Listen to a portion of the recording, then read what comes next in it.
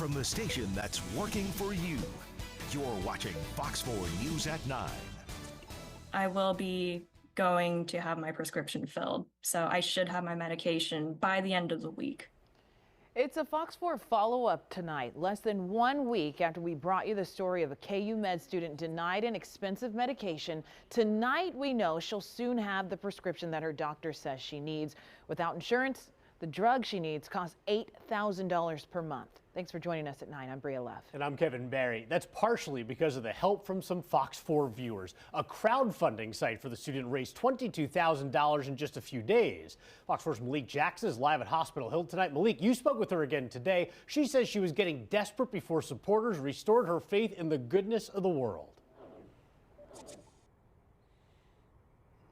100%, and it's because of people, our viewers right here at Fox 4, and people all over the country who stepped up to fill the void. And you just heard the good news that she will, in fact, be able to get that medicine. But we're working for you tonight because this is a complicated issue to understand. But we do know that Caitlin C's story isn't isolated.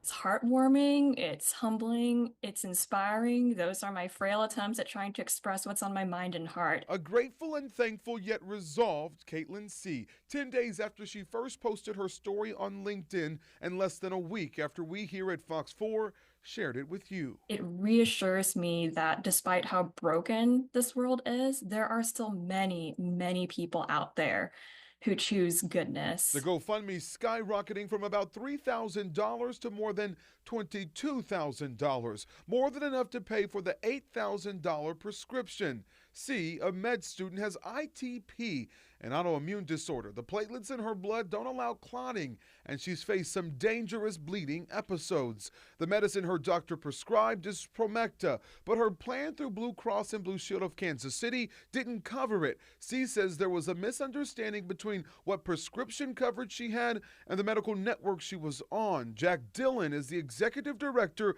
of the Association of Independent Medicine. His group advocates for patient care. It almost feels like they're made complicated to do exactly what the result there was, which is to deny somebody appropriate care. Working in healthcare, and we have a tough time understanding ourselves. You're going to expect the rest of the population who doesn't deal with this work every day to understand intricacies like that is frankly unacceptable.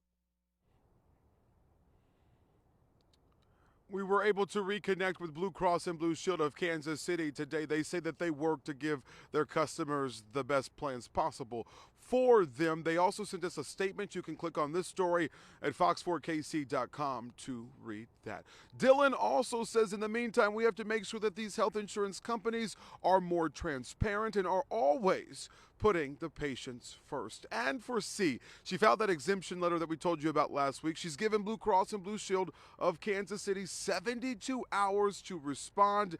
If they approve it, she'll get the medicine. If not, she will use the money raised through GoFundMe with your help to buy that medicine. The good news is she will have that medicine by the end of the week, and she will resume her studies next semester.